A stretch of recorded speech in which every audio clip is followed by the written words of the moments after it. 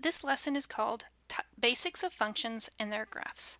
So just to review, a relation is a set of any ordered pairs. If I give you a set of ordered pairs and I say they belong to the other, then they're a relation.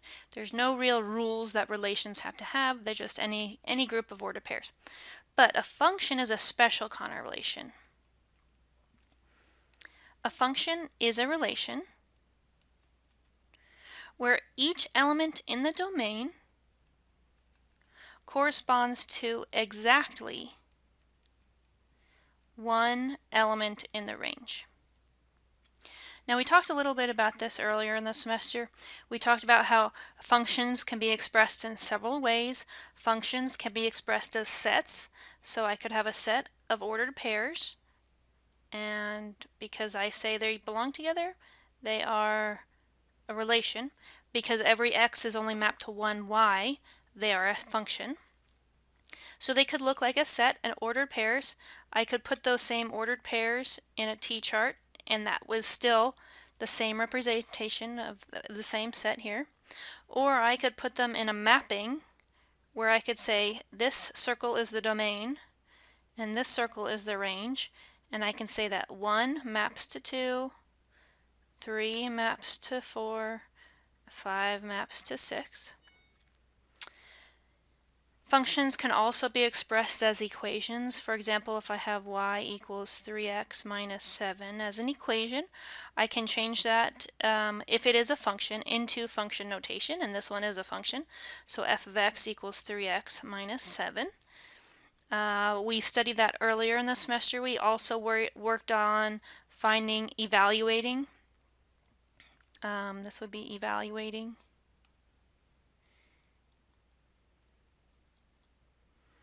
At a point. We also evaluated at like x plus 2. And we also did some combinations of functions as equations. Now, we haven't spent a lot of time on functions as graphs, so that's what we're going to be working on today.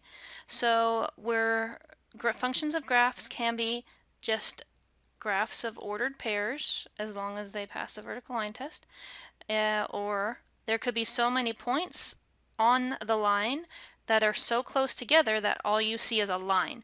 But really, they're just a set of ordered pairs smashed really, really close together.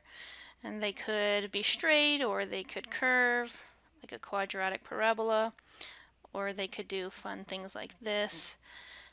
Again, each one of these is just a whole bunch of points smashed so close together that fit the definition of a function where every element in the domain corresponds to exactly one element in the range. Now we've already worked with functions as sets to determine if there are functions and finding domain and range. We already did some evaluating functions at values and at other things in function notations. We've combined functions as sets.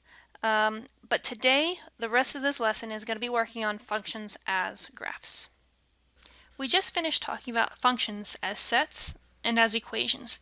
Now we'd like to talk about functions as graphs. The graph of an equation or function is the picture that represents all solutions or ordered pairs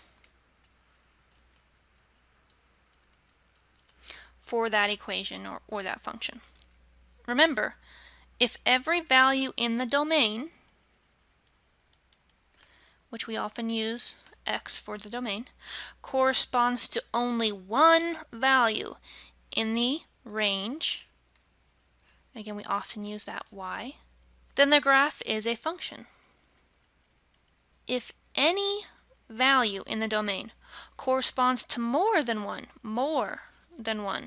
value in the range, then the graph is not a function. So to determine if a graph is a function, we will use the vertical line test, which states that if a vertical line intersects the graph at more than one point, then the graph is not a function. If you pass a vertical line through and it doesn't intersect at more than one, then it is a function. Are these relations also functions? I'm going to be using my vertical line test because these are graphs.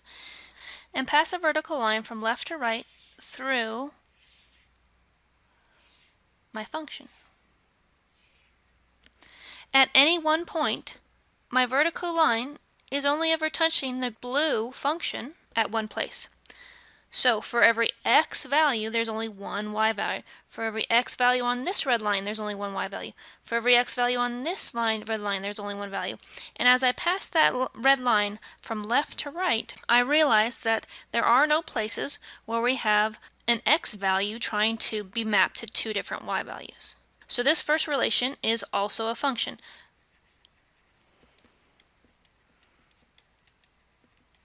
Let's look at our second graph. When I take my vertical line, and you may want to just use your pencil and drag your pencil from left to right across your graph, I immediately see a problem. The red line intersects my blue relation at two different places. Is this relation or is this graph also a function? And the answer is no. It's not a function. It does not pass the vertical line test. In our third example, when I pass a vertical line from left to right, you may use your pencil. Every red line that I draw only crosses at most one place. In this case, my graph is a function.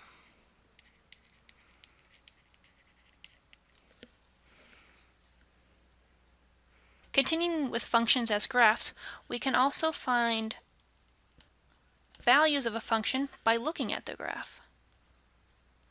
To find a function's value, go to the x-coordinate that's given, or input, and we're going to look at that on the x-axis. Your answer is on the y-coordinate at that point. Let's look at the first graph and assume that this function's name is f. I'd like to find f of -2.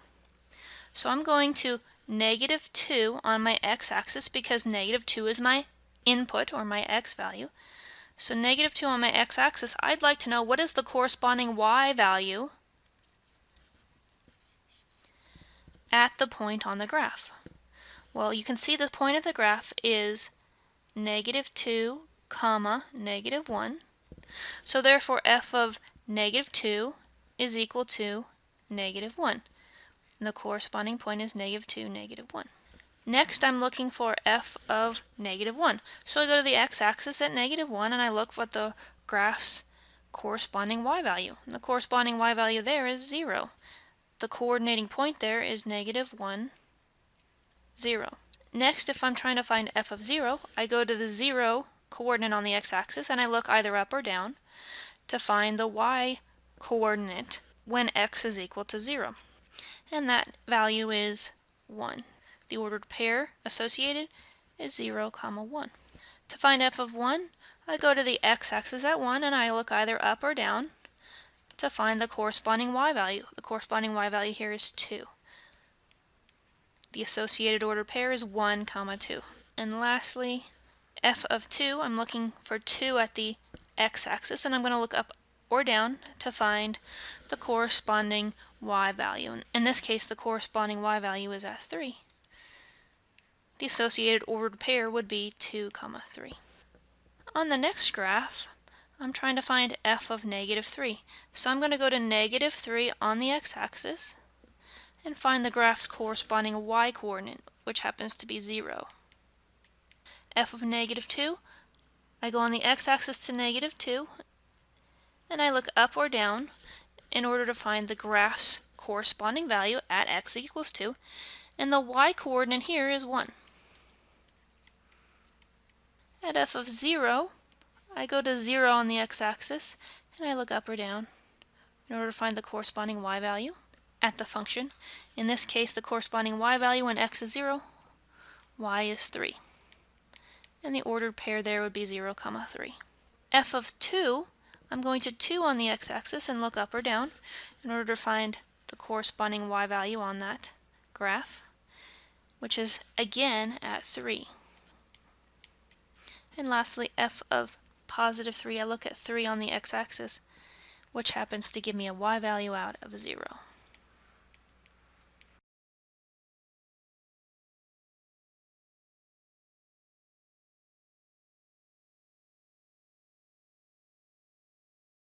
Next, we'd like to look at functions as graphs using x and y intercepts. X-intercepts are where the graph crosses the x-axis. Algebraically, you find x-intercepts by setting y is equal to 0 and solving for x. The y-intercept is where the graph crosses the y-axis. Algebraically, we would find that by setting x is equal to 0 and solving for y. Notice that when I define this x-intercepts, I use plural because you can have more than one x-intercept on a function. Whereas on the y-intercept, I only used singular. You can only ever have one y-intercept if you're talking about a function. So let's look at the three graphs here. I'm trying to find the x and y-intercepts of the following graphs. In this class, I would really prefer that you write your x and y-intercepts as ordered pairs, please. We're going to have x and y-intercepts on every single test this semester, and I would really prefer that you write your intercepts in ordered pair form. Let's take a look at this first line. We have our x-axis horizontally and our y-axis is vertical. Looking at the x-axis, where does my graph cross the x-axis? Well, that happens at -1. The ordered pair there is -1, 0. On my y-axis, my y-intercept is right here, or at 0, 1. On the next picture, on the x-axis, it looks like my graph crosses twice. Am I allowed to have more than one x-intercept? Well, yes, I am. I have two x-intercepts. One is at -1, 0, and the other one looks like it's at 1, 2, 3, 0. On my y-axis, it looks like my y-axis only crosses once, which is the maximum number of y-intercepts you're allowed to have. You're only allowed to have one if your relation or graph is a function. The y-intercepts looks like it's at 0, -3. On the last graph, on the x-axis, my function crosses twice, at -2, 0 and at 3, 0. My graph crosses the y-axis once at 0, 2.